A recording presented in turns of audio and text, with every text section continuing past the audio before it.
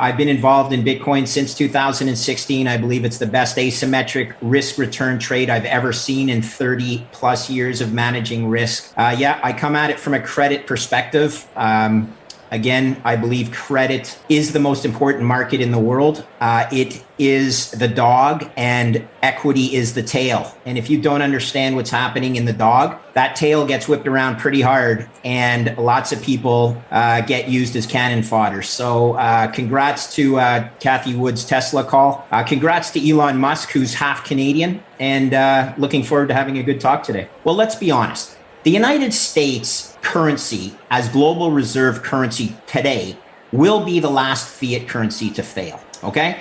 That's just how it works. You can look in the credit default swap market. You understand that the US Treasury market's the biggest, the most liquid, it's got the most staying power. But what happens in credit markets is this thing called contagion. And what contagion essentially is what you've seen happen with Evergrande in China, and it percolating higher in the credit spectrum to where it's actually impacted the credit default swap rate or the expected default probability of the country of China. Okay, now China's credit rating is single A, but it's the credit default swap market is telling China, you know what? You're trading much closer to a triple B. You better get your acting gear, kid. Because you know what? A triple B credit is right on the cusp of being high yield or junk. And using the pejorative junk, I was a junk bond trader for many years. All it takes is a few downgrades into the junk spectrum, and there's a cascade of selling. And this cascade of selling then causes contagion into other markets. So China, being the second largest economy in the world, if all of a sudden the debt markets say, you know what, China, you're sort of ugly. You're a junk bond borrower equivalent. There'll be contagion to other economies pop. It's, even though, China would be a G8 country, absolutely, it'd be a G2 country, but it'll fall down the credit quality spectrum, something I call the risk ladder, and it'll impact countries like, Argentina, which is a G20 country, but it's defaulted 4 times in my life already. Now, I'm not predicting that I want to see this contagion, but that's what happens in credit markets, okay? One guy seeks protection by shorting another market, and that guy who's shorting that market causes a cascade of selling in that market. And it's just like we saw in the great financial crisis, okay? It starts to accelerate. The second derivative is the most important, okay? The acceleration of the change will cause, am I saying this? A US Treasury bond auction to fail? Highly unlikely. But what about a Canada bond auction failing? Ooh, and Canada's a G7, okay? So look, I don't want this to happen, and this is why we need this parallel network. We need to develop the Bitcoin safety net. We will have a Bitcoin store of value savings account, and we will have a fiat currency checking account. But don't save your money in a fiat currency checking account. So when you think about all these pension funds and financial institutions that are holding so many bonds, what happens when they all drop it? Is that the acceleration you're talking about? Do they start to say, hey, look, there's 14% inflation based on the old calculation. There's 5% on the new calculation. I can't possibly continue to hold these treasuries because I'm actually losing purchasing power and not protecting my assets. I have a fiduciary responsibility to protect these assets. So I've got to get into some other asset. Does that just accelerate everything? Once one starts to do it, they all start to do it? Yes and no. Okay. These are investment mandates that have been written over time. There's investment policy committees. These things don't change on a dime, Pomp. Now, maybe the smart people are sitting there, much like the Houston Fire Department or the guys in Chicago, if you haven't heard of them, the blue collar Bitcoin team that is a bunch of first responders in Chicago who are very concerned that their pension plan owns a certain number of fixed income securities because it's in their investment policy guideline. I mean, if the pensioners rise up and say, what are you holding these things? You're guaranteed to lose money on a real basis. Maybe it percolates to the investment policy committee. But remember, these investment policy committees are dominated by people who want to cover their ass, right? They don't want to make these decisions. What happens, though, is if one person, a big fund, let's say CPPIB in Canada or CalPERS in the United States, says, you know what, this 60-40 model is pooched.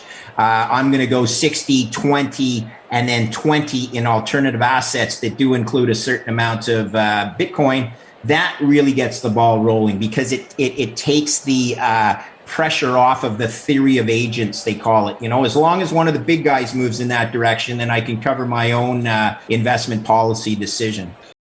Before we continue, help us clicking that YouTube like button and subscribe now to our channel. This shows the algorithm that you valued this information, and it helps us spread that message. Sharing is caring. And now, let's continue.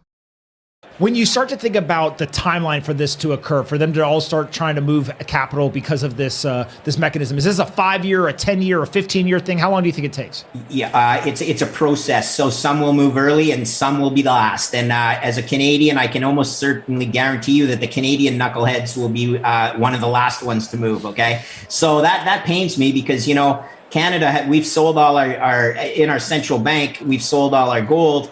Canada does not have the safety net that the US does. We're not as big a country. Obviously, we don't have the vertically integrated and horizontally integrated economies that you guys do. Listen, it happens because out of necessity. Let's do some quick math. If CalPERS has an 8% return bogey, and it's a 60-40, mix, and 40% is in bonds, and those bonds, to be generous, are earning on average over their whole asset mix. Let's say it's earning 3%, right? So 3% times 40%, that's 1.2% they're getting in their whole portfolio from bonds. That means the 60% that's in equities has to earn the difference. 8 minus 1.2 is 6.8%. So 6.8% divided by 60% of the portfolio means equities have to return 10% forever going forward in order for CalPERS to make their bogey. I don't know. Yeah, there are going to be some good years, but over time, you don't hit that 10% bogey, especially when you're at all-time highs in the S&P, which you just pointed out. So there's a lot of stuff going on. It's absolute certainty. The mathematics of it, almost certainly unattainable. And if it is attainable, it's only because the fiat currency is pooping the bed so bad that it appears that your equity markets are actually going up, when in fact it's just the unit of account is going down, right?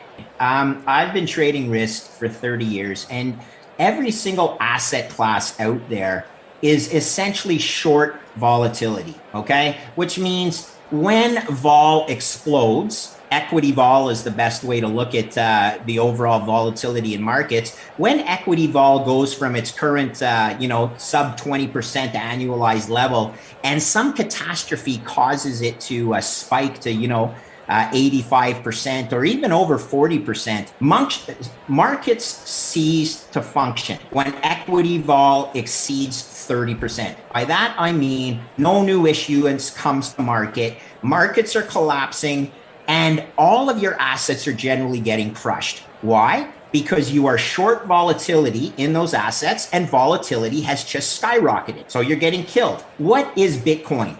Bitcoin is the quintessential long volatility asset. Okay? It means you own insurance. It's the insurance against the system unraveling, which means more and more people will begin to understand they need this asset in their portfolio because it hedges all the other exposure they have, which is basically being short volatility.